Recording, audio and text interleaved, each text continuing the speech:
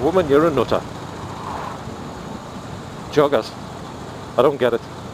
It's too much like hard work.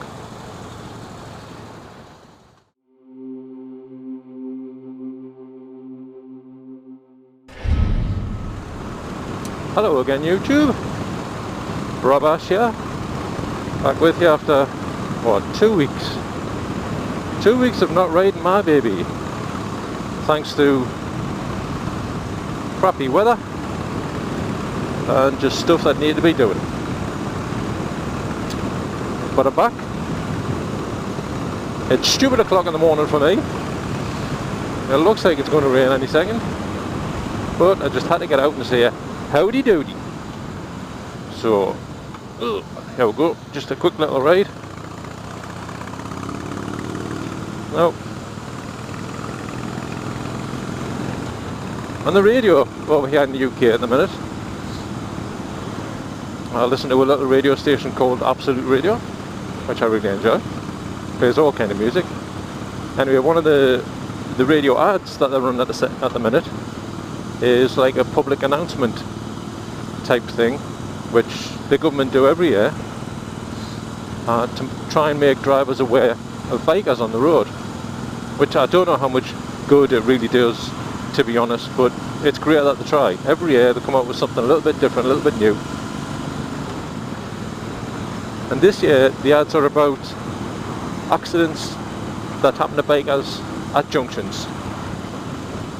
As in, if you're a biker and you're travelling down a main stretch such as this here, and you come up to a T-Junction, say this one here, someone's pulling out of the house, you drive along, you have the right of way, you don't expect the guy to pull out, but the car pulls out, bang, you either hit him or he hits you. Either way, it's not good for you.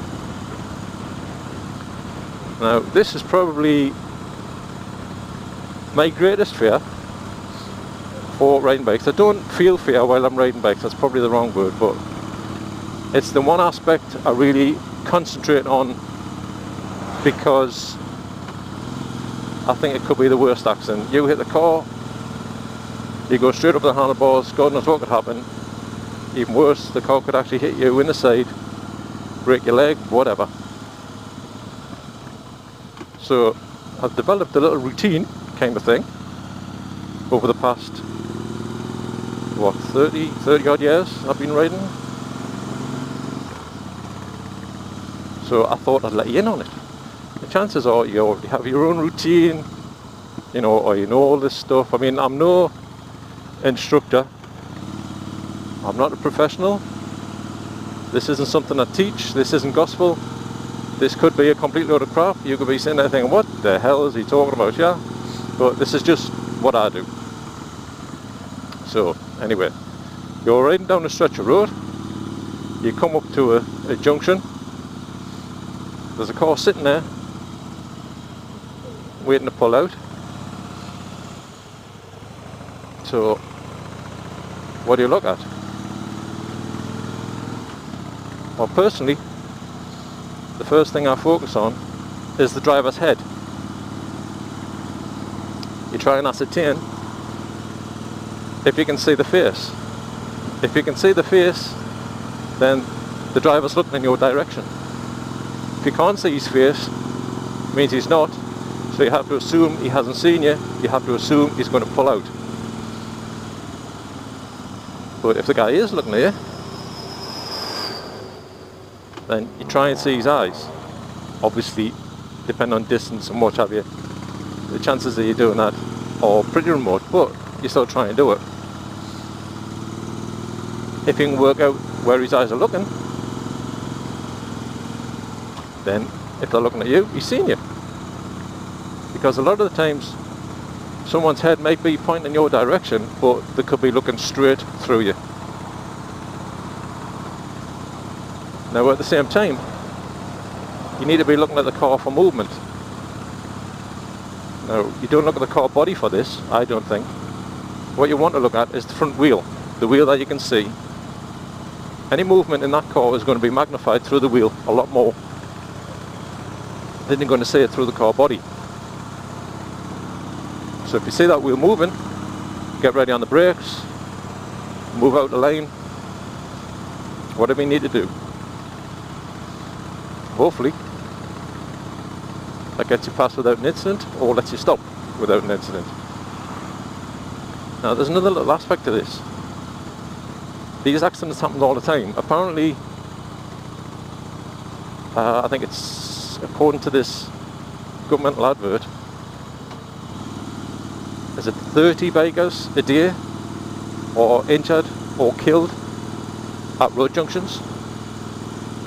That's a bloody high number. And of course, bikers all get together, oh, you know, he wasn't bloody watching, what the bloody hell is he pulling out for, blah, blah, blah. Well, it's easy to blame the driver, and yes, of course, it is the driver's fault if he pulls out when he's not supposed to. But I believe in driver blindness, I call it, which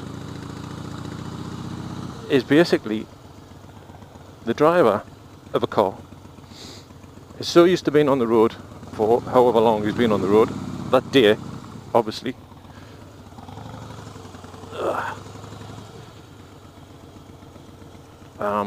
that he's subconscious, because the majority of the vehicles that he looks at while he's driving, excuse me, just got to do a little posty job, the majority of vehicles he's watching are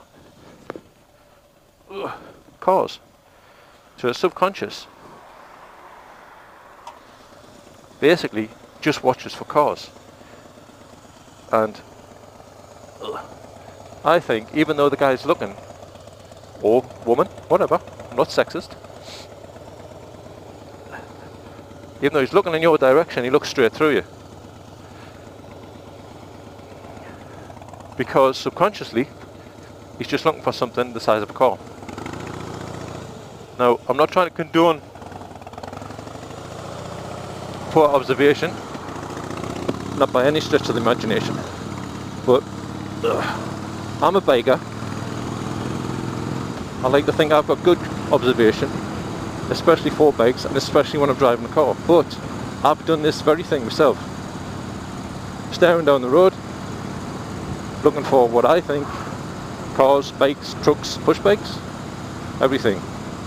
Gone to pull out, shit, there's a bike.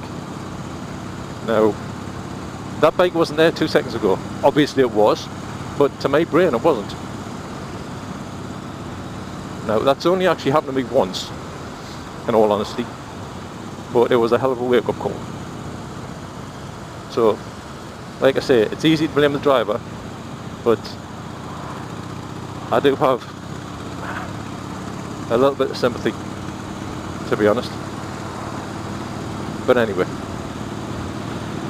that's what I do. Now, all the steps I mentioned there sounds like a lot, but I do them now in a split second.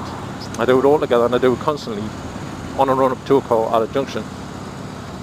I guess it's the same kind of thing as when you first start to ride a bike. So changing gear seems like a lot to do at once, but now once you're used to riding a bike, you do it in a split second, you don't even think about it. That's the same way that I go about this junction stuff. Anyway, I'm going to stop rambling. I'm going to stop telling my granny how to suck eggs, because you guys already know all this, mostly anyway. And I'm going to let you get on with your merry day, and I hope you have a good one, because I intend to. So thanks very much for listening again. Hopefully I'll catch you next time, and hopefully it won't be 2 weeks. Catch you later.